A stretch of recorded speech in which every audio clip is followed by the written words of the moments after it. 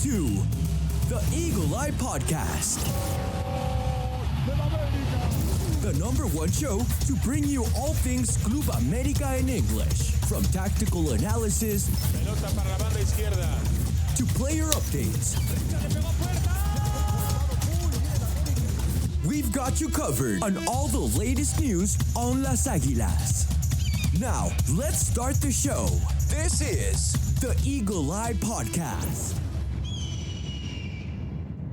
Hello, ladies and gentlemen, and welcome back to another episode of the Eagle Eye Podcast. Today, we're going to be talking about the offseason for Las Águilas del América. We're going to be going into detail about this new era with Adidas, with the lack of reinforcements, the objectives for the season, and of course, to round it all off, we are going to be talking about the matchup against FC Juarez in the first jornada. My name is Ivan, and joining me today is a full panel of Americanistas. It's been a long time coming, but we finally made it happen. It seems like a reunion, but ladies and gentlemen, joining me is none other than New York's favorite resident, Christian Rosendo. Christian, how are you? I'm doing well. I hope everyone had a good long weekend. I hope everyone's doing great. I hope everyone's enjoying the off season. Yeah, we have a lot to talk about, right? Like you said, we're gonna bring in the new era with Adidas. And I guess our disappointment in America's transfer window thus far. I guess it's nothing that we should be. It's nothing that we didn't see coming, but I guess it's upsetting just looking around the league and seeing how everyone's getting prepared for the upcoming season, and we're just kind of just not doing so. I'm pretty sure everyone has their thoughts about it, so I'm interested to hear that conversation. And I just hope everyone's doing well. I'm happy that I get to, spend the next hour or so with all of you guys. I think this is the first time in I don't know how many months that all five of us are here. So it should be a good one. Absolutely. And just across the Brooklyn Bridge is none other than Alexis Juarez himself, a.k.a. AJ. My man, how are you? Doing good. Occupied with life. Always behind the scene on the podcast, making GIFs, videos, covering game day. It's good to be here. It's been, I don't know when's the last time I even appeared on the pod, so it's nice to see all of you again. I'm just going to talk all things Club América. Nice. And it's nice to have you too, although, like you mentioned, you do a lot of work behind the scenes, and so we're very grateful for the coverage. And I know a lot of our listeners and followers who keep track of what you do are definitely feeling the same way. But all right, from the East Coast, let's jump over all the way to Texas. And ladies and gentlemen, introducing everyone's favorite cowboy, Dylan Jimenez. Dylan, how are you, man? Doing good. Trying to stay cool. But no, while I live in North Texas, it's just humid all the time, so it makes it feel like over 100 degrees. But just hanging in there, especially too with the tragedy going on in Central Texas. I just quickly want to say with everything that's going on there, that thoughts and prayers are with Central Texas right now. It's been uh very tough to cover, from the news perspective and everything, especially how over the weekend just seeing the death toll climb. But just thinking about my fellow Texans in Central Texas, and I know a lot of people around the state are out supporting right now. So just thoughts and prayers right there, and just wanted to give get that little mention right there.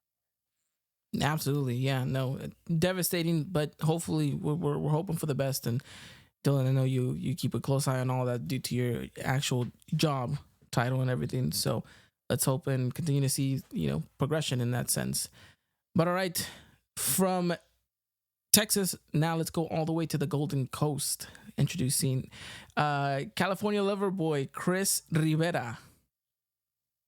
What's up, bro? I like how you went all the way to the East Coast, even though we're neighbors, like you just, it completely just went. Well, I mean, to the why other- would I start off? I might as well end back at home, right? True. Everything good on my end, man. Just came back from my vacation, and now I'm just chilling in this summer weather that we're barely starting to get, right? Because our summer always starts a little bit later. Yeah, it's starting to get warmer and warmer as the days go by. And yeah, look, I'm excited. I'm glad that we're all here. We're going to talk a lot about Las Águilas del América. We're going to talk about kind of the ups and downs that we have so far already at the beginning of the season. And I'm sure that all of you have something to add in regards to not just the reinforcements, but I think everything going on about the objectives for this season. I think we all kind of feel like we understand what this team needs to do, but of course the task isn't small as it is every season, right? The objective is always to win and win everything in the sense. And we'll talk about all of that a little bit later on in the episode as to how we think America should kind of approach each and every competition that they go up against, for at least this semester. But yeah, before we dive into all of that good stuff, I just wanted to say a quick word, and that is that today's episode is brought to you by Tom's Watch Bar, the official home of Club América in the United States. We are partnering up with them in order to help do what they're already doing so well, and that is bringing a home to all of you Americanistas around the country, and to give you guys a home to go watch the games. Every single game of the season, you can catch it over at Tom's Watch Bar. So if for whatever reason the game's on VIX and you don't got VIX, well, you got a reason to go over to Tom's Watch Bar. And honestly, if you want to experience it firsthand, this Friday is the perfect time to do so as America goes up against FC Juarez. If you want to see any of the schedule going on over at Tom's, make sure you go to their website and check out their schedule. They have not just America games, but they have every other game you could possibly think of. So yeah, shout out to Tom's Watch Bar for today's episode. All right, gentlemen, let's jump into this. America postseason. How are we feeling coming into the Apertura 2025? Just one word, all around. I'll start with you, Chris. How did I feel we're going to go, or how it's going? Now, how do you feel going into this with everything going on around the offseason? Oh, where do I start, man? I disappointed because I expected a more aggressive off season. Honestly, I think we all probably agree in the fact that after the LAFC game, we kind of said, you know what, you can't have that type of loss. You can't, you know, lose the final and lose that game and think, everything's okay. And well, I'm just disappointed, right? I'm disappointed. I'm kind of frustrated in the sense that you don't have a reaction. It's like a boxer, right? I always go back to boxing. You get knocked down and you have no reaction to it. Instead of trying to win the round or try to come back, you kind of just drop and say, you know what, it's okay. I have more rounds to start winning this fight. And to me, it's just real, sad because I think we all agree that there's tournaments that we need to win, and in order to do that, we need to create depth. We also lost a lot of key players throughout these seasons where we don't even try to go look for a solid replacement, right? So I guess if I could use one word, it'd be disappointed. Dylan? I'll follow the instructions because I haven't said one word. Yeah. But I'll just say uninspired. Uninspired. All right. Christian? Oh, concerned. Concerned. AJ? Curious. Curious. Aegis is the only one that doesn't sound like we should be throwing the kitchen sink outside the window right now. And I think all of them are valid. When you start to think about America and the way that they closed off last semester, right, with the loss in the final, with a very terrible defeat against LAFC in that FIFA Club World Cup, like Chris mentioned, the play-in match. And you miss out on a huge opportunity, not just financially speaking as well. I mean, if we want to go throw numbers in there as well, you've lost a lot of money in that sense too. But just competitively speaking, to not be a part of something that you wanted to so desperately, and that you should be a part of because of who you are and what you represent. The fact that you kind of let it slip through the cracks, not just once, not just twice, but 3 times. That is the concerning factor. So, well, yeah, technically 4, but I was just thinking about within the last year. So yeah, I mean, that all of those would perfectly sum up and describe America right now, going into the Apertura. But there has to be a glimmer of hope somewhere, right? I mean, You feel like this team has done it before, Christian, with the lack of reinforcements. But am I grabbing at straws here, trying to think like, hey, this is gonna be okay? I think I think we all feel the same way, in that I think we trust Jardine to kind of pull something out of his sleeve and make this team work. We've seen it before in the past where maybe the team or the lineup doesn't look as strong as we know it can be, or some questionable choices are made, but somehow at the end we just always end up winning. We always end up squeezing by. We always end up making the league. We always end up the league. Yeah, we always end up making the semifinals. Right? It's just something that Harine does with this team. The confidence that the players have in the coach's system is what is making me believe that this season will be okay, and not gonna go down into, like, I don't know, like maybe barely missing players or something like that. Because we still have a good base of players.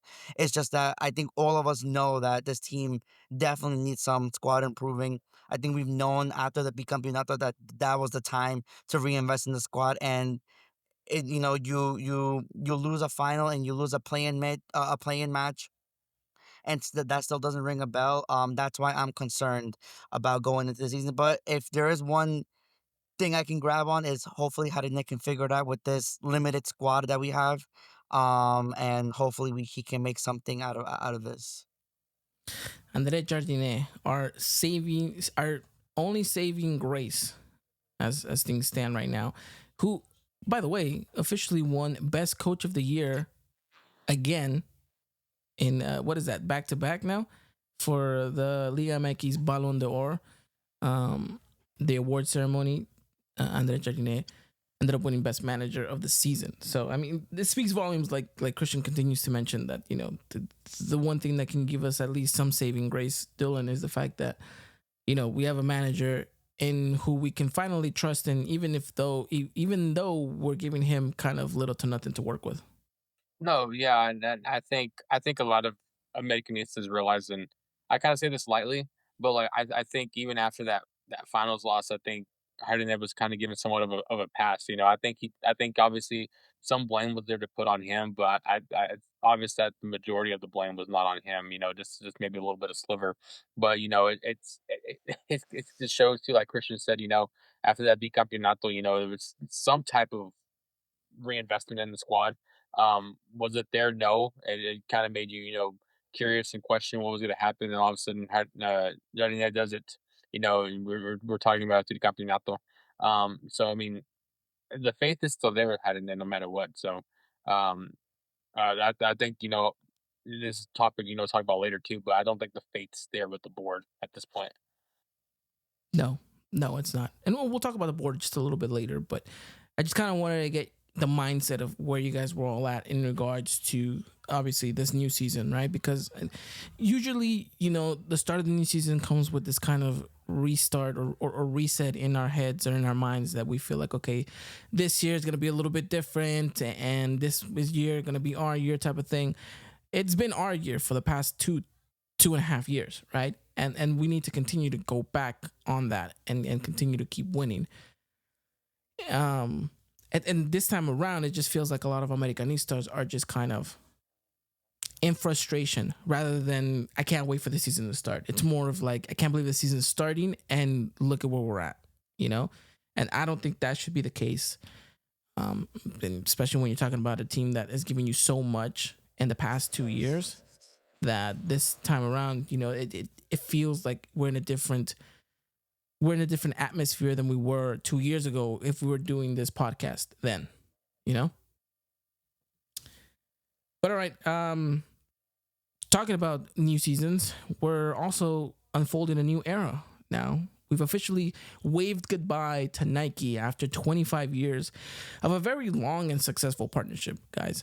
I would say that it will go down in history as probably one of the best eras in Club América history. I mean, you're talking about all the trophies that America won, sporting the swoosh. Well, all of that is now forgotten, and a new era unfolds with Adidas. Let's talk about the jersey launch. Let's talk about the jersey itself. What do you guys think? Just off the bat, what do you guys think about the shirt, about the jersey? I like both of them. Don't get me wrong, but I know I made my preference. I think I kind of lean more toward the away jersey. I don't know why, but like just the way the blue is on there. Yeah, like that you see in AJ's. Yeah, it's just I don't know. I'm more attracted to that one than I am the home jersey. Look at that, AJ sporting. AJ, throw it to the camera. Look at that. Look at this. With the Dylan, I'll tags tell on you his what, it's growing on me too. It's growing on me. I'm not gonna lie, it's growing on me. Christian, your thoughts on the jersey? I like the away. I mean, I like the home better than the away. Honestly, the away doesn't really do it for me. Maybe it'll grow on me, but for as of right now, I'm not really a big fan of it. And the home jersey, I really like the long sleeve version. Like that's the version I fell in love with, and then that's the version whenever I get some money, that's the version I will buy for myself. This guy, when I get some money, you mean when you stop spending it all on the casinos? No, but you're right. The long sleeve jersey is nice, and I think the long sleeve jersey in general on both, it looks very nice. Also, correct me if I'm wrong, guys. Did Nike ever put out long sleeve versions of our jerseys? Yes, but not often. Not often, right? No. That's what I thought. Cause obviously when you go on the Adidas website, you have the option of a short sleeve one and a long sleeve one. Yeah. And that's something I haven't really seen from Nike, and I honestly It's been can't a minute. remember. Yeah. Right? It's been a while. So I also think that's also a cool touch that we have more variation, I guess, because there's also a long sleeve version for the away one as well. Yes. So it's definitely nice to kind of have that if you're a fan of, I guess, the design, the stripes going down the arm. It looks cool. It looks cool. But also I think we'll get into it a little bit later. But I think me and Chris are very invested in the I guess in the apparel that Adidas drops for America, right? Because though a couple of sneak previews that we've gotten are also pretty cool, and I also want to get your guys' opinion on which ones you like the most or which ones don't you like, or if you're not really a fan of the apparel that's gonna be dropping. No, yeah, of course. We'll get to that in just a second. Chris, your thoughts on the jersey? I love the home kit. I think this might be a hot take, but I think this is top two of including all the Nike in my lifetime. Personally, Top two. yeah, including away and third kits.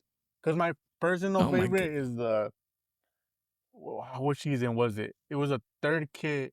It was I think it was when we won in 2018, but I'm not quite sure.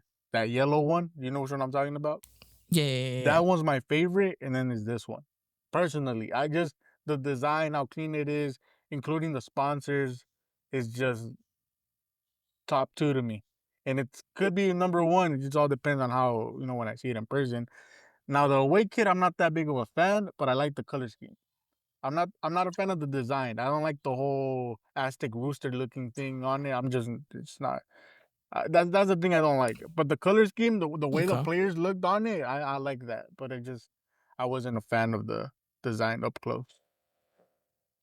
I wasn't either, but like I said, I don't know. It's growing on me. It's one of these things. I guess I'm just a sucker for America jerseys. I even bought that teal one, that teal blue one. Whenever we had, it was back in 2019. It was not a good kit, but I still bought it because I don't know why. You know, it's one of those things. Wealthy AJ, things, your brother. thoughts on the Wealthy kit? things. I wish. The home kit's nice. Throwback to like what's the 95-96 season jersey? 94, 95. Yeah. 94, 95, yeah. So it's nice to see that, it's kind of like, in a sense, like made a comeback. So, like, for those who can get that retro kit, that's essentially like the closest thing you ever get to owning a jersey like that. Really nice. This one, it kind of reminds me, I can't remember, it's one of the other away kits that we have, I think from the 2024 scene where it was blue. So it's kind of like reminiscent of it, Mhm. but this is a kit where I feel like it's going to have to grow on me over time. The home one's clean 100%. The away one just something I'll maybe have to get used to seeing. You'd think they would maybe make like an alternative version of the home kit, but this one's more of it gives more of a third third kit type of vibes compared to like how you usually would see the opposite colors of the home kit. But all in Yeah. all, I like it for it being the first two jerseys of the Adidas collab. Really nice. Yeah, we're officially in the Adidas era, and a very much anticipated jersey drop, right? And you mentioned that third kit, which we officially are going to be getting one, which I'm assuming will be announced later in 2026. It'll be interesting to see if some of the leaks that have been coming out in regards to that one are official. But if not, let's see what Adidas has in store for all of us. But we're entering into this new Adidas era, and let's talk about this partnership, and let's talk about what Adidas was rumored to have promised America, right? They have promised to give them authenticity, and they were promised to getting them elite status. And we can confirm, at least on both ends, that that seems to be the case. We're gonna get our very own kind of lineup, and we're gonna be part of that elite club status for Adidas, which is huge, which is big news for America. No other team in North America has that privilege, right? It speaks volumes, Dylan, of how much Adidas actually cares and wants us, right? There's a reason why they outbidded Nike for us, and I think they have big plans for us in that sense. And you just got to look at the way that they did this jersey drop, right? They didn't do it officially on the day of that we all thought, which was going to be the 1st of July. No, they did a midnight drop. They did a big, huge event in Mexico City. They did a couple events tied in with Club América. They did one in Chicago. They did one in Las Vegas. So they did it in big ways, in big forms. It wasn't just like, here's a little ad, and now it's officially available on our stores. No, it's come to these stores, come to these events. We have something in store, and we have something planned for you guys. And I thought, personally, that was awesome. It was cool to see attention to detail like that for something like a jersey drop. You can only imagine what they have in store, like Christian had mentioned, with all this other clothing that they potentially are going to drop with us. Yeah, I mean, I think it just goes to show how big they view the club. Not just in the region, but I think in terms of like where the club stands. I think across all the Americas. As much as me and you can kind of agree to too that this team needs an international trophy because that drought's been way too long, especially from their last Champions League title.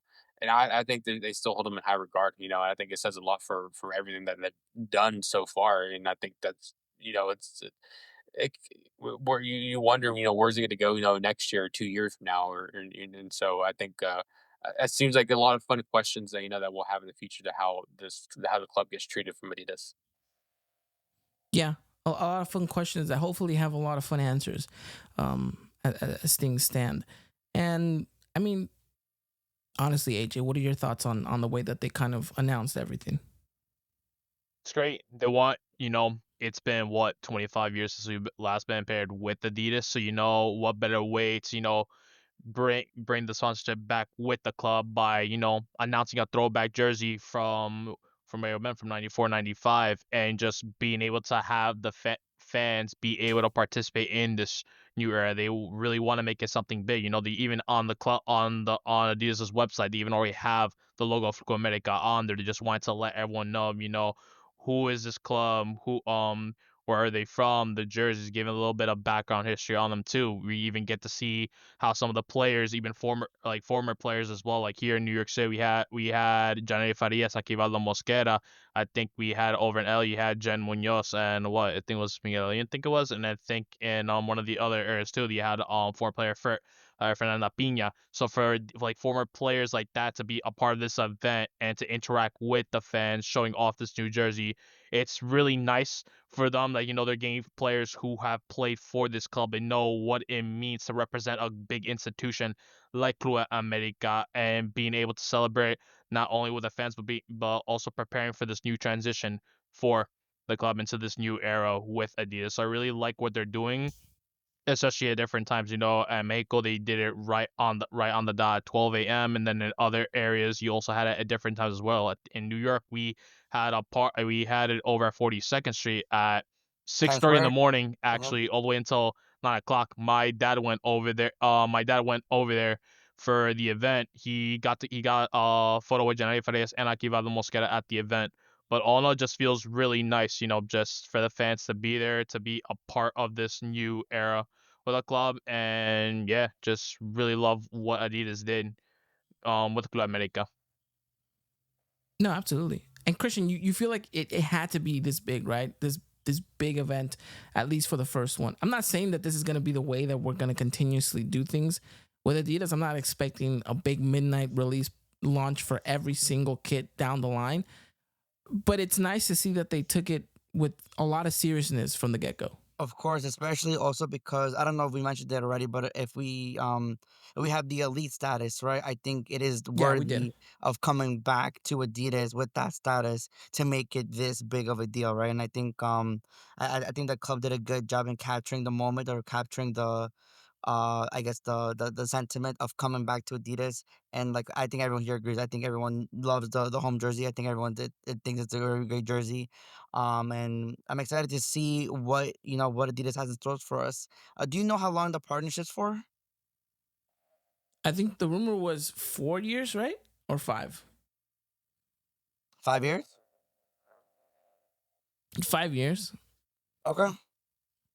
So, and look, I'm pretty sure the first couple of weeks already, well, the first weeks, excuse me, with the jersey, I'm sure the numbers have looked very profitable already for both Adidas and America. So I guess just keep on going in that right track.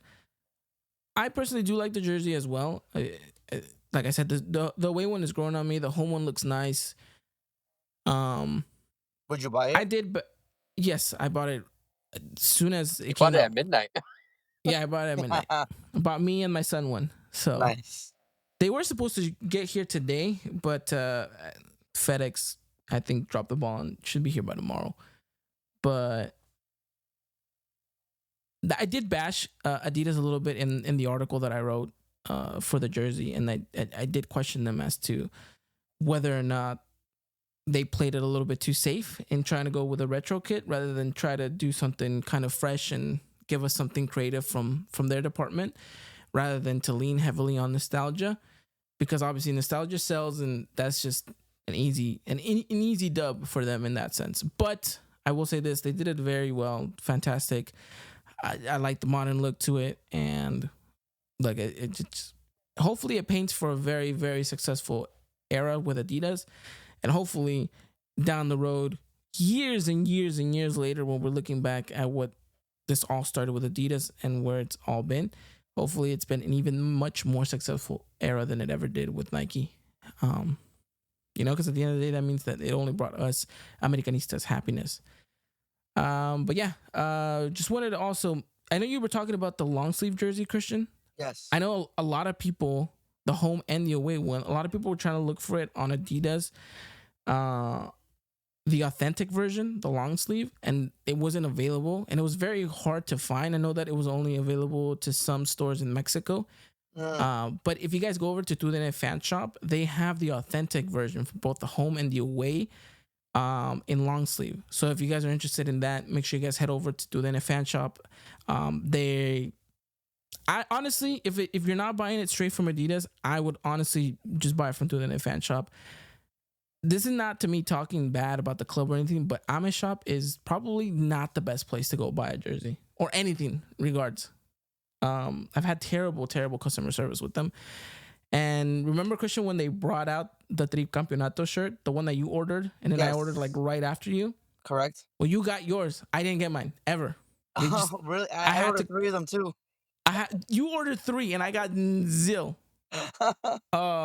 I had to like reach to them, call them. It was terrible, absolutely terrible. All of that, although I jumped all those hoops just for them to be like, "Sorry, we're out. Here's your money back."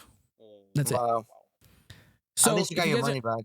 Yeah. So if you guys are ever gonna purchase anything, if it's not from the official brand that made the kit, go to Tudene Fan Shop. They're the most reliable website out there for Liga MX kits in general. So now I had a question for you. Remember I sent it in the chat when I was looking at the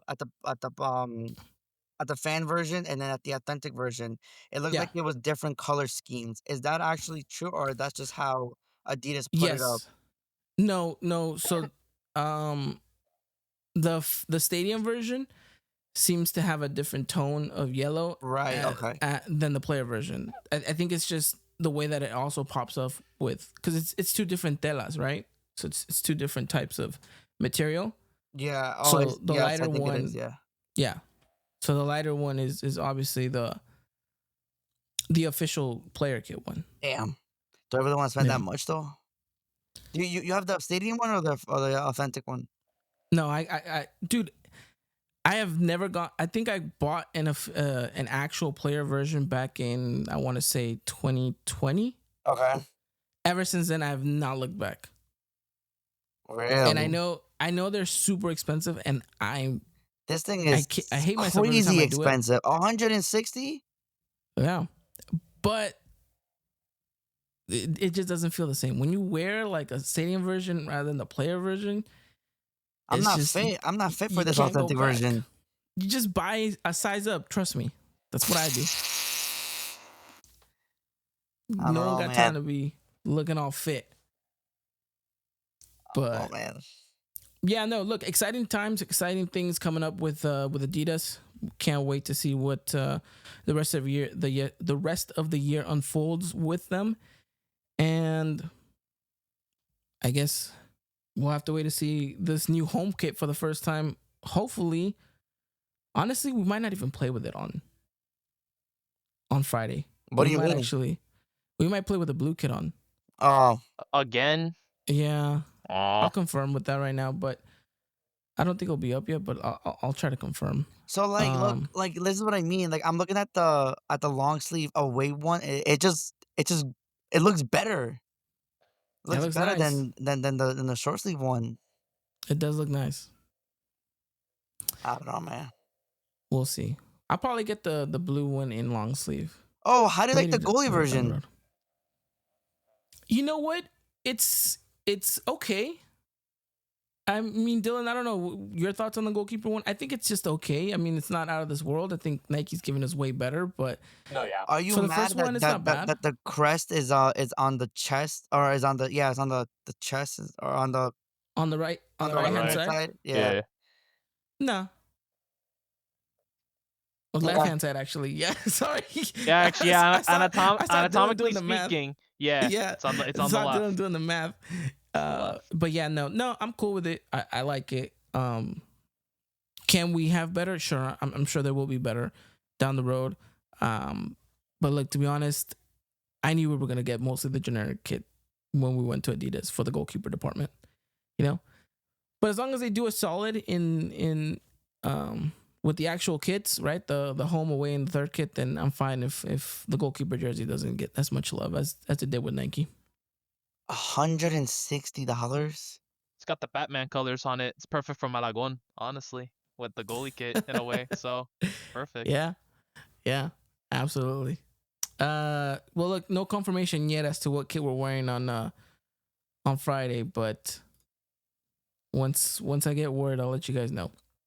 All right, that is the Adidas talk. Let's talk about this lack of reinforcements, gentlemen. Let's talk about what's been going on with America and the fact that we're losing players, and yet still, Dylan, there's no answers from the board as to what they're willing to give Harine in order to start the season.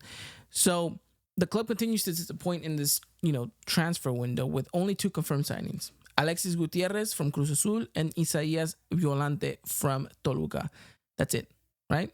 Oh, and on top of that, let's add the fact that there was a fallen signing, right? Juan Manuel Sanabria was inches from becoming a Club América player. That fell through the cracks. Look, there's just no certainty anymore, Dylan. There's no concrete evidence that Santiago Baños is going to be our hero in this transfer window. And I don't know if it has to come directly from Emilio Escarga, who says, look, this is who I want, buy it, do it now. Or maybe it's coming from Emilio Escarga, who's penny pinching and doesn't want to overpay because obviously we're Club América. We're going to get Club América taxed. But at this point, does it matter? Like we've thrown cash before and even worse signings. So, I mean, with some of the names that you're thinking, like Boanga, some of the Brazilian names that have been thrown out there as well, you think the price tag looks a little bit hefty, but hey, we've done it for worse players. Yeah, yeah, and I'll say this just so it's on the record because I've been saying it to y'all too, but not just the board, but Escarga needs to be held accountable too at this point. I mean, what did he do right as soon as we lost the final? What did he do? He apologized to the fans. You know, he recognized where they fell short, and then he said that they were gonna build the Grandeza. And where the hell has this been? Where has it been? We've not seen a damn thing done, and it goes back to the frustration. And like, look, I get it. We said this after the bicampeonato. You know, it didn't happen. Somehow we end up with a tricampeonato. I'm not gonna complain about that, but you know, the writing was on the wall. This was never gonna hold up. You know, for another season, and then especially the way it went this past season with Richard leaving, like, well, like, in February whenever the window was over, it's just like, it makes no sense. It makes no fiscal sense and makes no business sense to me. And we've got told what, like I said, the day after the day of the final that whenever we lost it, that the Grandeza was coming. It's not there. These 2 signings don't make the Grandeza at all. I I I I think it's a decent foundation, that we have, but it's just that's why I said it's just uninspiring because nothing about this season gives me hope for anything. With nobody coming in and some players leaving, and it's just nothing to replace them or make whatever spot that they left, you know, stronger. Christian, I know you share Dylan's frustration, as we all, right? But he makes a very valid point. Like, you just can't start off a season with just bringing in 2 players, and then you have departures like Diego Valdez, Chicote, a handful of youngsters. Yes, I know youngsters, right? They aren't first team players, but they add to that depth department that we talked about oh so much, right? Rosano, Isco Ramirez, Esteban Lozano. If you want to count Emilio Elara, count him. I don't care, but still counts as a player that was left and was gone. Add on top of that the whole Richard thing that he just mentioned.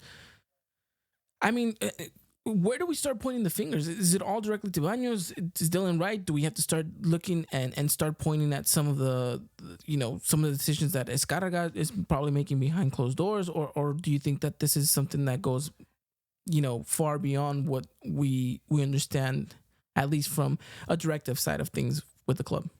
I mean, you hear every single year, right? That it's different with Club America. That once they know that Club America is in the talks, the price just goes up, or they try to sneak in something else. They try to sneak in extra couple of dollars here and there, or they want to do an extra clause here and there. That part I do understand. That part I do get. My thing is though, as you know the position you're in, right? Find a way around it. Like be creative. If you're just going up to a club saying, I'm gonna give you X amount of money for this player and that's it, I'm not gonna do anything else, then we're already starting off wrong because nowadays people get creative and to bring players. You're really gonna think that Cruz Azul went to Luka Jovic and said, listen, I'm gonna do this for you and then that's it. There's got to be additional stuff added onto that, right? There's no way that you just tell them, "Oh, I'm gonna give you X amount of money. You're gonna come play with for me." That's usually not how this works, right? No. So the majority of the blame I will give to Banos and the board and his people around him, knowing only because you know that you lost the final, you know you lost a huge opportunity to play in the Club World Cup, which I know everyone, even from Emilio, they're kicking rocks on that one because that was such a great opportunity to showcase who you really are, showcase the talent of the team, showcase what you've been over the past 2 years. That opportunity went to waste, right? So how do you respond? I think you would respond with giving the fans a good strong squad to start the season and get the fans animated for the upcoming season and try to fight for another chip. But at this point, like I said, I'm concerned with the lack of reinforcements that we brought in. Only because they're not real game changers as of right now. From what we know, both of them are just depth players and players that come on in the 65th, 70th minute to kind of close the game out or maybe add a little bit of spark here and there. But they're not your typical starters, right? They're not going to be the ones that we're going to rely on you to win us the game or rely on you to open the score. Those are not those kind of players that we brought in. Could they be? Of course, right? Well, we don't know that, right? Because we haven't seen them play for us yet. But the initial impression that they're giving us right now is we don't have anyone additional to kind of open up the creativity for us. As we saw throughout the end of the last season, a lot of our creativity died down when Brian wasn't playing for us, and it relied heavily on maybe of like maybe too much on Sendejas, and even then his form fell a little bit. Then Henry wasn't in form because he just got back injured, and when he did get back into form, he only played for 1 and 3 because he got injured again. So it's like it's things like that that we need to address that we're not addressing, and that's why I'm concerned about the upcoming season. But can things change? Yes, we have been notorious for bringing in late signings, right? I just wish it wasn't like this after you lose a final and a chance to play in the Club World Cup, because that's just disappointing as fans going into the season, seeing everyone else around you, even Pumas getting signings to improve their squad, and we're just not doing anything. Yeah, it's ridiculous. AJ, I mean, it's obviously not Club America's fault that the league decides to start so early in the season, right? Because they have these, you know, pre-contract already agreements with Leagues Cup and everything they want to be able to push in their new season and before that. And I get it, like Christian mentioned, we're so notorious to bringing in late signings because the window is open, right? It's not because, let me take that back. It is our fault for taking long, but we use the window to the advantage, just like every other club in the world does. But it's just we continue to have this tendency of bringing in late, and then we start to wonder why these players take so long to adapt and why it takes so long to, fit into a system. When if you think you bring them in even a week before the league starts, you can give them a proper preseason in a sense, but it never seems to be the case. Yeah, it's incredibly frustrating. We having to wait until like what, Hornada 6, 7 for them to finally get some game time, and even then, sometimes they're not even guaranteed the starting position yet. It's always going to be with the coach, having to test the player out first, see, all right, what's their strengths, what's their weaknesses, where can I put them onto the pitch, where do they fit in my tactics and my formation and everything. Like Christian mentioned, we've made the signs before, like late into the season. Thankfully, they've panned out for us. But even then, it's just incredible for us. Just like, why do we wait this long to finally do something to improve the squad? In the meantime, it's more of just we're sticking with the players that we have, trust the coach, and see how much work he can do with the squad until we get the new squad players onto the team. It's frustrating even more so where we don't have any proper backup to that position. It's like if we don't have a left winger and we're gonna make a sign to get said left winger, it's not happening until the middle of the season. So we either have to put someone else who is out of position, and they either have to play in that there until we get that new sign, like we Quinones, for example, in this case, where we had no forward at the time. We had to play him, I think, as a 9. That's not his preferred position. He's better off as the winger, and we had to struggle with all those games that Quinones had to start in that position. People were throwing complaints at him, but then people need to realize that's not his position. He's thrown in there because we do not have no one else there. He's the next best thing that we got. And something I want to bring up as well, like in our journey of the 3 campeonato, we've let players go, and I'm starting to notice apparently we don't really get a proper replacement for them. The first campeonato, we let go Cabecita. Second season, we let go of Quiñones. Our third campeonato, we let go of Richard. And then now we made it to the final, but now we don't have Valdez. We don't really have any proper midfielders or any left wingers now in that position. We're still relying on Brian Rodriguez on that left wing spot, but no, the moment he gets injured, that's it. We don't have anyone else at that point. The only thing I can think of, we had to put Zendejas on that side, but we don't like him playing on that side. Then it's gonna be coming to the fans complaining on Sendes. I'm like, that's not his fault. We don't have anyone in that position. Sendes, the best thing that you got. So if you want to put all the complaints to someone, put it up at the higher ups. They're not doing their job, in which is just to bring in players to improve the squad, or listen to any of the recommendations that Jardine has to the higher ups to get set players. They're not doing it. Baños, Ascara, whoever it may be, they're not getting it done, and that's just only bringing the frustration to the fans, and so into why we're being solely and making any improvements in the squad. I don't know how much longer we can really go through this. We know players are gonna come. The question is to when it's gonna happen. Yeah, we got 2 players. Is that enough to improve the squad? Definitely not. We're looking at the squad. This is practically the same squad with just 2 new additions, along with letting some players go, if you even want to consider youngsters to be a part of new signings, sure. But let it be known as well, we have not had any good youngsters come out from the academy since Ramon Juarez, honestly. And that goes with the whole process of loaning them out, and thankfully he panned out well. These youngsters, I mean, we've loaned 3 out so far. I'm hoping that they will pan out just like Juarez. They get the proper game time when we loan up to 1 or 2 teams. They come back and they become the players that we were always expecting them to be. But for now, it's bleak at this point. It's really to just hope that the signings will come to us. But if they don't ever come and we end up falling short of expectations, don't get mad at Jardine or the players. I'd rather just now put the blame now on Baez and Escaraga at this point. Jardine is trying his best, man. He's done with everything that he possibly can. We're weakening the squad rather than straining it. Thankfully, he is a really good coach that he's able to get all these different formations and tactics out to get the best out of his players and gain the job done and bring us those 3 league titles. Props to him. He's done it. But there's going to be a point he's going to really run out of patience and wondering, when can I get my players? Where are the players that I'm looking for to reinforce this squad?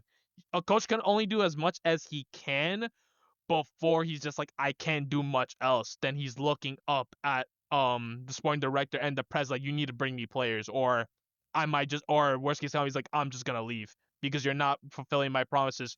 I do my job, you guys do your job. You know what the most embarrassing part about all this is? Botafogo offered him like, you will get whoever you want. Max, we got John Textor. That man's one of the richest businessmen in the world. Literally, the moment he would have joined Botafogo, Textor's giving all that money. He's like, buy all the players you want to strengthen the squad. Consider we're going to the Club World Cup, and they performed as well. But yeah, he decided to stay with an inept sporting director. So if if he ever says himself, if he ever wants to get mad, he could, in a way, he could blame himself for that. If there was a point in time, I hope not, he wants to leave, he maybe should have taken that opportunity to go to Botafogo. He would have gotten all the players he wants with all that money that John Textor was going to give him. But well, opportunities, I'm sure he won't have. I'm sure he won't be short of opportunities outside of America. I mean, with the job he's been continuously doing. Definitely. But Chris, anything else to add on in regards to this lack of reinforcement or this lack of a board? Well, it kept on kicking me out, so I don't know exactly where you guys left off with all this. So I could probably rant about a lot of things, right? Because, like I said earlier, right, it's disappointing. It's annoying that we're here talking about signings and who has left throughout the seasons and all that. And right now, look, Jardine, he's gonna find a way to get us competitive. He's gonna get us to a final, whether it's a Leagues Cup, whether it's a league, whether it's whatever, right? But my thing is, right, is uh, from the directivos, from the front office, how do you like just sit here and say, you know what, do whatever, right? Just go and coach, and you already know how to get there. Especially after, like Dylan said, right, the whole tweet about sorry, this and that. We're gonna focus on making this a stronger team, more competitive, so we don't have these losses and all that. You're making it a big deal, but your reaction is to just sit back and not do much, right? Again, you hear these reliable journalists, reporters, right? They say they're not don't expect a bomba, which honestly I don't really care if we get a bomba or not. But at the same time, you can't sit here and be like, here's Alexis Gutierrez, who is no diss to him. We do need the depth. Don't get me wrong, but it's just like that's what you're gonna give me, like off the bat. Like, why can't you like again? They run these like N, right? Univision, Televisa, whatever. Like, you run all these like feed us fake news if you have to, like, but don't just sit here and be like, oh well, here's Alexis Gutierrez, right? Violante. And then you kind of look at it like, well, what's good about them? Oh, well, they had a good season 2 seasons ago when this coach was there. This and that. Like, why are we trying to revive other players' careers, right? And again, no diss to them. Maybe they are good. Maybe they are a perfect fit. But you just can't Like we don't want this. Like they're here to be revived. We want someone that's like, okay, he's coming in here to compete for the starting spot, or he's gonna be the starter. Because like I said earlier, you let go of all these players, and you didn't bring anyone in. You didn't sign anyone in the winter transfer. Remember that they didn't bring anyone. They did a whole graphic for Esteban Lozano, and at the end of the day, they didn't even play him in a game where we needed a nine because Aguirre was gone, Henry was gone, Davila didn't play, and they put Diego Valdez as a false nine. So what was the whole point of that graphic? Like, so that's what I mean by being frustrated because yes, like you said, Ivan, it's not the league's fault that we just start way early in the transfer window. Technically, isn't like it's open, but let's be honest, players start to move when Europe says it's time to move, right? And right now, European teams aren't necessarily like they're not their preseason isn't even close, right? So I get it, but at the same time, you've had since January to sit here, have a short list, and be ready to prepare to scout and have all these players in your short list of all right, we're gonna negotiate for this and this and that. They weren't prepared because you hear that they had to convince Cruz Azul, and then they had to send a second offer for Violante, and then the whole Sanabria thing. Like this isn't the first time we negotiated for him, so you should have had an idea if this player wants to come here with us, right? So you negotiated since Borja. Remember, he was the first option, and then Borja came in. So you've had since then to kind of have an idea and just right. So now it's 2 seasons later, and he's like, "Oh, I don't want to. I don't want to go. I want to go to Europe." Like, come on, man. It's embarrassing. It's frustrating. It's just I could go on and on and on, but I'm sure you guys already covered everything I'm about to say. So like I said, you hear these reporters say, "Don't expect bombas." So what exactly should we expect, right? Because we've talked and talked about Adidas deal. We talked about Red Bull. We talked about uh going public and all that. Like, at what point do you sit here and say, you know what, the team has been great. Let me go and sign these key players because honestly, like I don't care if they get the Azteca done early. We're not even gonna open it up. So why do I care, right? Like to me, all that is frustrating. It's annoying, and hopefully, it's still a wide open window, and hopefully they shut me up. But to be completely honest with you, I see a bigger possibility of key players leaving than key players coming in, and that's where I'm just like, okay, we say Jardine shouldn't be scapegoated, this and that, but there is going to be a time where someone has to face the consequences, and we know Baños is not going to face no consequence because he's been here before. This isn't a new conversation about Baños and the other directivos, right? And then you have other reporters defending him, saying, "Oh, he's invested." Look, investment isn't even my issue. It's the targets for the most part.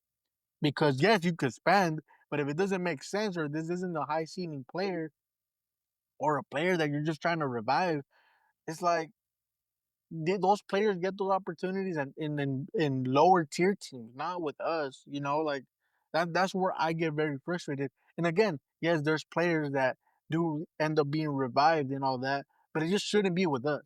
Real Madrid doesn't go and say, "Oh, look, Pogba, we could try to make something out of him," right? Because he struggled. And don't get me wrong, we all will sit here and say Pogba's a talented player, but they don't look at his situation and say, "Oh, let's go revive him." You don't say Morata, for example, who's been all over the place. Or Real Madrid won't sit here and say, "I'm gonna go revive him." But America comes in here and always tries to revive somewhere else, and it's just frustrating because we shouldn't be like that, right? When Quinones came in, we didn't sit here and say that player is gonna come in and revive the. We're gonna try to revive him. No, we knew he came in, be campeón, top of the league, and we knew he was gonna have some sort of uh, impact. Diego Valdez too with Santos, right? All these players came in with impact from other teams, and you see other teams do the same thing, like Cruz Azul, for example, right? They get a Jeremy Marquez, and it's just like we couldn't do that. Like you can't say here, and AJ has complained a lot of why we always target midfielders, right? But like, let's target players that are like, if it's a midfielder, target players that we know, hey, this guy's doing good in the league. Let's go after him. Instead, it's like, well, this guy used to be good in this other system. Like, come on, man, it's frustrating. And like I said, like there's gonna be people that are gonna face consequences, and it won't be the front office. It's gonna be the coaching staff, and it sucks because to an extent, the coaching staff will have a fault, but it's also the directiva's fault for putting them in a position where they have to overthink stuff. Yeah, I think this is the one time where you can probably look back and say, okay, yeah, let's maybe point fingers at the directiva rather than the coaching stuff. And I think a lot of Americanistas will look at any situation where maybe the team isn't going the way that we all expect it to. But I don't think America fans will quickly turn on Jardine. I think there will be consequences to the front office, hopefully, because Jardine has delivered so much, and they're going to be put in a position where, you know, if you have to make a decision, you look back and you say, look, this coaching staff won us X amount of trophies. Probably it's your fault that you didn't give him the players that he wanted. Is what I'm hoping will happen if, God forbid, the club goes into a situation where things, you know, don't pan out. And look, I understand that behind the scenes a lot goes on, and there's a lot of stuff that maybe we aren't, you know, privileged to know about, negotiations and stuff like that. And I'm sure, like Christian mentioned, right, the Club América tax and all that stuff. At the end of the day, though, you can't make excuses. Chris pointed out perfectly. You had, since January to the start of the opening of the window, which is late June, you've had about, 5-6 months to prepare yourselves in order to go into a bidding war for X amount of players. It's just unacceptable that we have to go into the season like this. Now, are we going to change our tone, and are we going to change our tune 3 weeks down the road when America potentially brings in 2 big names? Maybe. But at that point, still, the question is going to be, why are you leaving it so late? You know, why are we dropping points against teams that we shouldn't be? Why are we doing stuff that could be avoided? That's the only thing. And I think that's where the criticism will continue to reign, just like it did 2 years ago when we were talking about, you know, why is America leaving everything so late with Quiñones, Kevin Alvarez, and stuff like that. We'll see what happens. But yeah, that is the frustration that we all have. And I'm sure that anyone listening to this can share it as well. With the reinforcements for Las Águilas del América. Well, of course, we'll keep you guys up to date with everything going on in the world of transfer news for America. Make sure you guys follow us over on Twitter at Eagle Eye Podcast, Instagram at Eagle Eye Podcast, and TikTok as well at Eagle Eye Podcast. We'll keep you guys up to date with everything going on in the world of Las Águilas del América, especially in the transfer window. All right, gentlemen, we've dragged this on long enough. Let's talk about the objectives for this season, and then we'll finish off the episode with a preview against FC Juarez for the opening jornada. All right, so when we talk about objectives, obviously, the easy answer is everything, right? America needs to win everything, and that's a given. But in this semester, right, which we're talking about the end of 2025, America will be playing Campeón de Campeones, Leagues Cup. If America wins Campeón de Campeones, they'll potentially play Campeones Cup and then the league. We obviously want everything, right? And what holds the most weight besides league? I'm not even going to touch the league because that holds the most weight. But out of everything that I just discussed, Campeones, Leagues Cup, potential Campeones Cup, what holds the most weight to you guys this semester outside of being champions in the league? Dylan? Campeón de campeones. AJ? Campeón de campeones. Christian? Campeón de campeones. Chris? My old brother. Leagues Cup. Wow. No, I have a reasoning. Chris just did a whole I have a 180 reasoning, from like have a what reasoning, though. he would say a year ago. No, but I have a reasoning, and Christian knows where I'm gonna go with this because we've talked about it. We did. Okay. We did talk about it. Spill. What is Leagues Cup's label as a tournament? It's an international trophy. It's exactly quotations. It's gonna cover up the past. If we win it, they're gonna try hard. Campeón, I'm with you guys. Campeones de campeones. I'm with you guys. But the narrative is gonna be international title, and that's what's gonna cover it. That's why for me, it's gonna be that. It's gonna be like I said, the narrative is gonna be you need to win an international title. So it's Leagues Cup.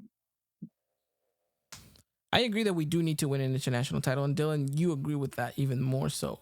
But even if we win Leagues Cup, I don't think it heals the wounds of the CONCACAF Champions Cup or the failure in the FIFA Club World Cup. That only comes with another CONCACAF Champions Cup, with another representation in a Club World Cup. I think the Leagues Cup is a step towards the right direction, but I don't think it necessarily cleans up everything where you can just be like, okay, we won that international trophy, dust off our hands. No one can say 10 years, blah, blah, blah, blah, blah. That's not the case. I think the case is still going to be, hey, if America doesn't win the CONCACAF Champions Cup next year, we're still looking at a 10-year drought. We're still looking at the fact that Cruz Azul is now tied as the most winning with you. Like, there's a lot of narrative going on around there that I think Leagues Cup doesn't really but hide the blender. But that's the key word. That's the key word, right? Narrative. If America loses, the narrative is you can't win an international tournament. And it's going to continue to be the case. But that's my point. Until they win it. But that's my point. Like, the narrative is going to be that. If they win a Leagues Cup, there's going to be I'm with you, bro. You know my stance when it comes to that tournament and that game against Colombia. You know my stance. It seemed like you just switched it up a little bit. No. But I'm talking narrative. Yeah. But I'm not disagreeing with you guys. No. I'm not disagreeing with you guys. I can't let this one go a little bit. No. But I'm not disagreeing with you guys. But the narrative is that, like I said with the Columbus game, it didn't matter to me. But the narrative was, it's an international. That's why I always point it out. It's your people are being hypocrites with that game because what were they saying? Oh, it's an international. Oh no, it's a content. They were switching it up. My point is the narrative is going to be that if America loses, we're going to be talking about they can't do it outside of Mexico. The only game from what we're talking about that has that way of doing it outside of Mexico is that game, is that tournament. Again. And Campeón de Campeones. Yeah. Because it's played outside of Mexico. But it's against a Mexican team. But it's against a Mexican team. Yeah, but they'll use. I mean, you can win CONCACAF Champions Cup against a Mexican team. Yeah, but the tournament involves other leagues. That's my point. Like, you still have to face other teams. That's what I'm saying. Yeah. Like, no, the narrative is going to be... I get your stance in that sense. Like I said, when it comes to what's important, I completely agree with you guys. I'm not sitting here denying that. But the narrative is going to be, that's an international cup. Again, I've said it before. They act like league rivalries are a thing. I'm completely against that. You guys know where I stand with that. I'm never rooting for a Mexican team, right? Unless it's my team, I'm not rooting. I'm not going for León. I'm not going for Cruz Azul. I'm not going for Pumas, Toluca. None of that. I don't care for them, right? Everyone was saying Rayados was representing us in the Club World Cup. They weren't representing me. I'll tell you that much. I was rooting against them because they're not a national team. But my point is, the narrative is going to be with Leagues Cup. Hey, this is an international tournament, and it's important because America hasn't been able to win it. That's the narrative. I can't go against what they're going to push. Even if I do, right, even if I go with your realistic stance, which is realistic, I'm not denying that. The narrative is going to be they can't do it outside of Mexico against other teams because, quote unquote, we don't have the reps, right? Is that not what they're going to be saying? Something along those lines. That's my point. That's why to me it's gonna be that, and you're right. It's not gonna clean up the mess. It's still gonna be 10 years. But again, it's gonna be the narrative that's gonna be pushed that if we win that, we won an international tournament. I think whenever we fail at anything, there's always a narrative that they can push upon. But that comes with the biggest territory of being out of the 3 tournaments. Which was gonna have the biggest narrative? Probably Campeón de Campeones, because now that's 3 consecutive finals that you're losing in a row in less than 3 months. I still think it's a League Cup, but I get your stance. Regardless, they're all important, and we need to win them all. That, like, we're straying away from the fact that the reality is America needs to win everything, right? Obviously, Campeón de Campeones is just a week away, which is weird that we're talking about Campeón de Campeones before and not actually after.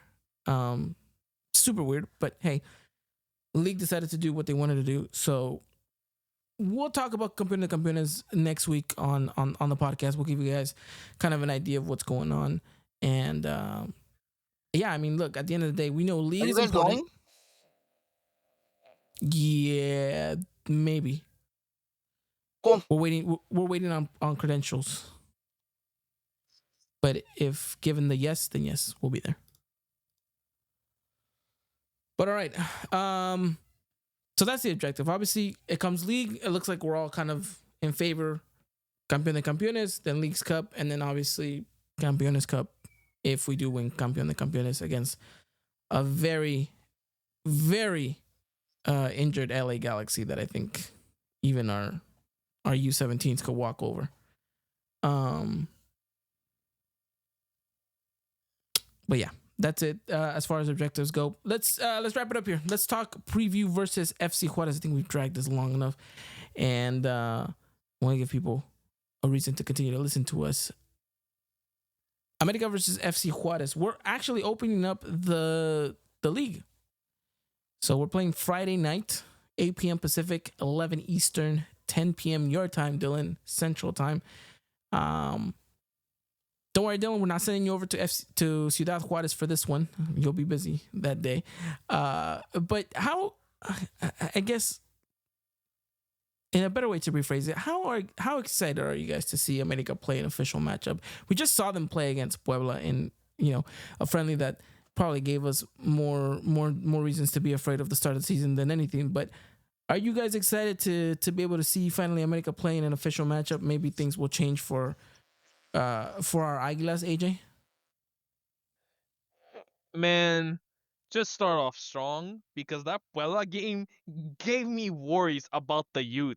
As much as I want to believe the youth, I hate how Chris is right, where it's like that Fuerza Vasquez is garbage. We can't do anything, bro. I think in that first half, Puebla gave us a scare the whole time. I think within the first 15 minutes, I think they had like 3 or 4 shots on us. I'm just like, I don't recall Puebla being this good before. We think we pull off a comeback at the end, but even then, it raises questions to considering how limited this squad is, along with some injuries that we do have. It's wondering, can we pull off against Juarez away too? It's an away game, so it's definitely gonna give America a challenge for not playing at home. Usually recall like away days at Juarez, they can either be good, they can be bad, or in between, but hoping that America could start the season off well and make us forget about some of the concerns that we have earlier and to at least give fans something positive to look forward. I would like for them to start off strong against Juarez, score a couple of goals, maybe see some debut from some of the youngsters. Would love to see Gutierrez and Violante get minutes in here, show us to the reason why America bought them in the first place, maybe even prove some of the doubters wrong as well. I would love to just see an overall strong performance from America against Juarez this upcoming Friday. Absolutely, Dylan. It is given the circumstances in the transfer window. Is this the ideal opponent to start up against? Maybe not the ideal scenario going to Juarez, but still, it's there's no disrespect to FC Juarez. It's still Juarez. Yeah, I mean, it's Juarez, but I mean, like we've kind of always said over the years too, Ivan. It's just when everybody plays America, they for some reason they're on their A game. Whether obviously I think we're the away team, right? We're on the road. Yeah, Yeah, you just said that. we're on the road. My bad. But yeah, I mean, I will hold I will reserve my optimism. Not saying I'm not, but it's just I'll I'll just kind of be reserving that sense, and I kind of you know hoping for the best. We'll see what happens. I think Puebla friendly kind of said a lot too about um what this team might have in store. But I guess we'll kind of see more, especially when it comes down to it being the official thing and it actually means something for 3 points, 1 point, or no points. Yeah, I mean it'll be interesting. Christian, how do you see Jardine lighting up this team? Can we just use the same lineup as last season? Because it's basically the same players that we got. Practically. Oh man. Well, You going with honestly, a we back five or you going with a back four? no, probably the back. Yeah, back five probably. I think I do see Chris's logic and Harineg going with that kind of system for the season. It just all signs point to it. It's just given the lack of reinforcement, like we've said, I think this is the one that I guess best suits the team that we have now, especially with Orkin coming back and adding that extra I guess versatility on the left side. It should be interesting to see how Harine incorporates him, and I honestly I wouldn't be surprised if he actually starts him on Friday. But it probably would be Borja. But like I said, I wouldn't be surprised if Orkin does start. Okay. Chris, you nodded your head yes when Christian said back five as well. So my question to you is, it's most likely going to be Borja on the left, Kevin Alvarez on the right. Who's your center back partnership for this matchup? Well, who's around? I would assume it's Igor. I would assume it's Ramon Juarez. And here's what we pray, right? It's either Nestor Araujo or it's going to be Miguel Vasquez. Because, Well, no, Cáceres is fit. well, you're right. Cáceres. Yeah, well, here's the thing. There's going to be a youngster playing. So who do you put money on? On Ralph or Oh, then yeah, you probably Miguel put it Vasquez? Miguel Vasquez. Vasquez. Yeah, so I would assume Miguel Vasquez starts. Yeah, I forgot we got to get those minutes Yeah, no, and they situated increased again. it. Sir. They increased it. So, I mean, Okay, I mean it's gonna be interesting, right? I mean, we're going with the back five here. Then, spoiler alert: I don't think Malagon plays this match. he's not playing. He's No, on vacation for a no, week. Yeah, right. Mhm. So that means Israel Reyes won't be playing as well Yeah, he either. won't. So Yep. there goes his opportunity. So let's say Cota and goal, right? Right wing back, we have Kevin Alvarez. Left wing back, we have Borja. The center back is going to be comprised of Cáceres, Juarez. No, sorry, Cáceres, Lichnowsky, and Miguel Vasquez. If we want those minutes, if not, then it's just going to be Ramon Technically, Juarez. Ralph could get those minutes too. So, like Christian said, I wouldn't be surprised either. But it's a wing back. Are those minutes like 1-for-1, or are those reduced minutes? No, those he he gets reduced because he's not the youngest players get the ones for one. Right. Okay. Yeah. In the midfield, obviously, we know that it's most likely going to be. Do you guys think it's going to be Jonah or Alan Cervantes? Jonah. I think it's gonna be Fidalgo, Sendejas, and Chiquito. Oh, yeah, duh. Fidalgo, Sendejas, and Chiquito. And then two strikers Yep, two strikers. Yeah. I hope. with Brian and Davila? No, Brian, Henry, and Davila. Henry's not ready to start. Then it's Aguirre. Henry's injured still. I don't think no, Aguirre it's like not looks like 100%. he's. Yeah, I don't think Aguirre is 100% either. Oh my gosh, That's we true. still have Lozano and we have no strikers. Oh, And brother. we load them out the Puebla. I mean, We Salas. That's what I'm saying. Salas, I guess. That's what but I'm saying. It's most likely gonna be Brian and Davila then. it's horrible. Oh, That's awful. That's horrible. Davila doesn't even do anything. He can't play on the wing. He can't even play the 9. He can't do Then it. just expect terrorism, And- brother, because they're gonna be. I was gonna sitting say back that word, and they're gonna terrorism run. And bullets. couple That's what's this with gonna the happen. fact that it's basically the same team, and this team has only scored 1 goal in our last 3 official games. Yep. Yeah, we're in a goal drought.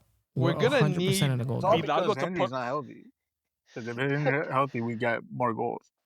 It's time for I'm not opposed to Fidalgo playing a false 9 at this point. Dude scored the most goals I think he's had in America shirt with what? 7 goals? It's like Matias Uribe numbers right there when he played midfield. Yo, it's time to put him up.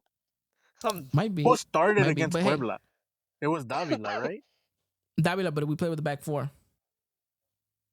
I mean, it's possible, but I'm just completely convinced with the transfer news that we get. They're gonna play with 2 strikers and they're gonna play with 5 backline. Because they were Well, completely I'm honest with each going- other. Our fullbacks or wing backs in this point, they can't defend. So you have to put people, back there. And to be honest with you, this is probably a hot take. I didn't really think it was a hot take. I'm kind of over Jonathan Dos Santos starting just because of his age. I just think he gives the ball up a little bit too much. It's not a hot take. I've seen people kind of defend it. To me, it's just like we should have been looking for his replacement a long time ago. Cervantes is cool, but he gets stuck in the mud a little too much for me. And outside of that, I mean, Naveda's there. I don't think they've said anything about him. So Yeah, I don't even. Did he even play in the friendly? I can't no, he remember. didn't play. From what I Yeah, remember. well, there goes your answer. Look, regardless, I think America will go out with a back four. So just keep an eye out on what we post in regards to the starting 11 graphic. Regardless, it should be an interesting matchup. Look, if there's any consolation to this, is that if America loses, we'll be kind of following in the footsteps of the Apertura champions back in 2023 when we lost to Juarez. Didn't we lose to San Luis, one of them too, and then we became champions? Yeah, for the tricampeonato. There you go. We know what we gotta do then. It's time to lose this first game then. Just throw bricks.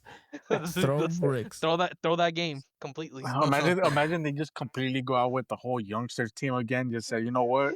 We're facing. We're facing. Well, who was it last time? We faced the Querétaro and Cholos. We're probably gonna do the same. Yeah. But I think we face Cholos next, so might as well. And to add more salt to the wound, we have a midweek game already. Yeah, because we have Campeón de Campeones. Oh. So I don't know, bro. So I'm gonna say there's a lot of America to talk about. All I know is I already have a headache and the season hasn't started. So. Or he's stressing. Absolutely. Well, all right then. Let's wrap this up with a quick scoreline predictions. Dylan, go. 89th minute winner, make it 2-1 America. I love it. AJ. You have the same result, 2-1. 2-1 America. Christian. You guys are crazy. 3 goals in the first game with the limited ass team. There's no way. Look, Puebla gave that to us. They gave it us in that friendly. True. That is true. No, you're right. I'm gonna try to be. Well, actually, I don't know. I'm thinking 1-0 win. Oh. 1-0 America. Clean sheet. All right, Chris. Yeah, 1-0 as well. Oh. Wow. 1 minute though. 1 minute is not gonna happen. 7. Early on, and the rest of the game is just boring. It gives off this kind of vibe. I would rather have an early goal and have a boring game, knowing that you have the victory, rather than to wait for that goal that might not. I mean, that too. True. Yeah, that's so. All right. Well, I'm going 1-1. Nothing about this episode gave me confidence about this team going forward. From the beginning we hit record to the minute that we're about to end. So let's hope and pray that the team turns it around and we have a much better atmosphere next week, because we have a big game in Campeón de Campeones. So that does it for us, at least in that sense. Gentlemen, anything else to add on? If I were a betting man, which I'm not anymore, I'd do the under 2.5. Well, there you have it. He's back at it again. That's the sign. Back at it again. Anyone else? No, I quit that. Why are we lying? That's not good for you guys. We shouldn't start this podcast with, like, the first podcast of the season with lying, like, to be honest. That's how we end up having good vibes, All right. I like it. Well, gentlemen, thank you so much for making it out. It's been great to be able to sit and talk all things Club América with all of you guys here. I know that, as the season progresses, it won't be as easy, but it's great to at least start off the year with all of us here. So, well, here's to another season covering Club América. And look, we're working really hard behind the scenes to make sure that this is the most unforgettable one yet for you guys, the listeners and the followers. With that said, you guys have a wonderful time. Take care. And as always, Arriba la América. Ladies and gentlemen, this was another production of the Eagle Eye Podcast, the #1 source for all things Club America in English. Make sure to follow us on Twitter and Instagram at Eagle Eye Podcast and get all the latest news and coverage. And subscribe to our podcast wherever it is you may listen.